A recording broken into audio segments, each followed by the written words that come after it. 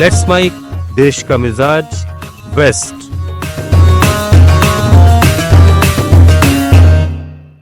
Let's mic देश का मिजाज और खबरें पश्चिम भारत से।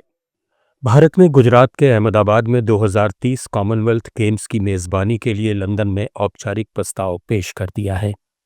भारतीय प्रतिनिधिमंडल ने कॉमनवेल्थ स्पोर्ट्स की मूल्यांकन समिति के समक्ष ये प्रस्ताव जमा किया। इस टीम का नेतृत्व गुजरात के खेल मंत्री हर्ष संघवी और भारतीय ओलंपिक संघ की अध्यक्ष पीटी उषा ने किया। ये 2030 का सेंचुरी संस्करण होगा, जो कॉमनवेल्थ खेल आंदोलन के 100 वर्ष पूरे होने का प्रतीक बनेगा। अहमदाबाद में विश्व स्तरीय स्टेडियम, मजबूत इंफ्रास्ट्रक्चर और वैश्विक आयोजनों का सफल अनुभव है, जो इसे आदर्श मेजबान बनाता है। खेलों को टिकाऊ, समावेशी और पैरा स्पोर्ट एकीकृत मॉडल पर आधारित रखा जाएगा, जो विरासत निर्माण पर जोर देगा। मूल्यांकन समिति अब प्रस्ताव की जांच करेगी। नवरात्रि के मद्देनजर अहमदाबाद के ऑटो मार्केट ने जोरदार रफ्तार पकड़ी है। Federation of automobile dealers association Gujarat के अनुसार सोमवार को एक ही दिन में 3,500 वाहनों की बुकिंग और डिलीवरी हुई। एसयूवी, कार और टू व्हीलर्स की मांग में जबरदस्त उछाल देखा जा रहा है। डीलर्स ने जीएसटी में कटौती, आकर्षक फेस्टिव ऑफर्स और ग्राहकों के उत्साह को इस बम्पर शुरुआत का कारण बताया है।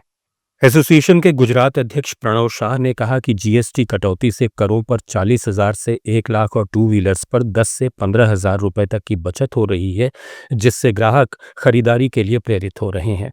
डीलरशिप्स पर पूजा समारोह और सांस्कृतिक कार्यक्रमों से भी लोग आकर्षित हो रहे हैं। उदयपुर के कन्हैयालाल हत्या मामले में राजस्थान के पूर्व मुख्यमंत्री अशोक गहलोत ने कहा कि वो हाल में कन्हैयालाल के परिवार से मिले।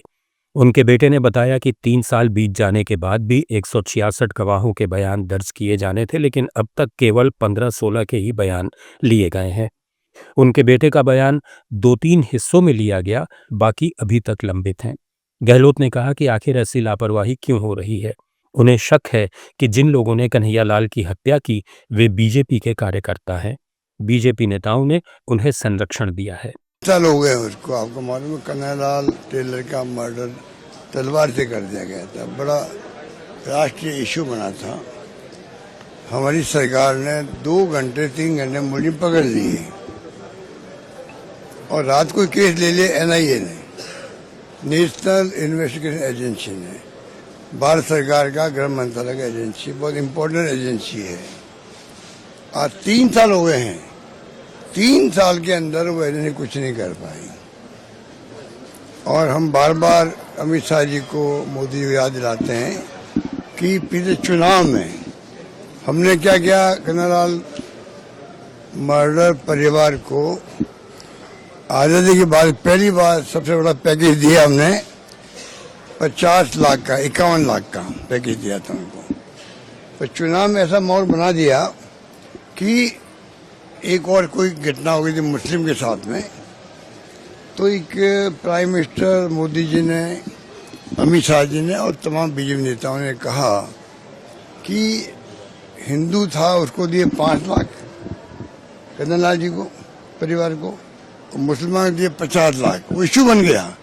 हमारी हार का एक कारण ये भी था, इतनी बड़ा झूठ बोला गया और खूब प्रचार किया गया। आप जानते हो मशीनें कैसी है बीजेपी आरएसएस की। ऐसा घर घर में फैल गया कि मुसलमान दे दिए 50 लाख, हिंदू को दे दिए 5 लाख, जो बेचारा कन्हैयालाल का मर्डर किया तलवार थे।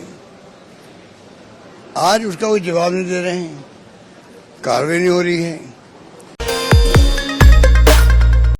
राजस्थान में जयपुर अंतर्राष्ट्रीय हवाई अड्डे पर डायरेक्टरेट ऑफ रेवेन्यू इंटेलिजेंस ने एक यात्री को 10 किलो 385 ग्राम हाइड्रोपोनिक गांजे के साथ गिरफ्तार किया। इस नशीले पदार्थ की अंतर्राष्ट्रीय बाजार में कीमत करीब 10 करोड़ रुपए बताई जा रही है। इंटेलिजेंस की टीम ने दिल्ली के इस यात्री को बैंकॉक से दुबई होते हुए जयपुर पहुंचते ही धर दबोचा। आरोपी को कोर्ट में पेश कर न्यायिक हिरासत में भेज दिया गया है। इंटेलिजेंस अब इस अंतर्राष्ट्रीय ड्रग तस्करी रैकेट की गहराई से जांच कर रही है। देश का मिजाज में फिलहाल इतना ही। बने रहिए लेट्स माइक के साथ।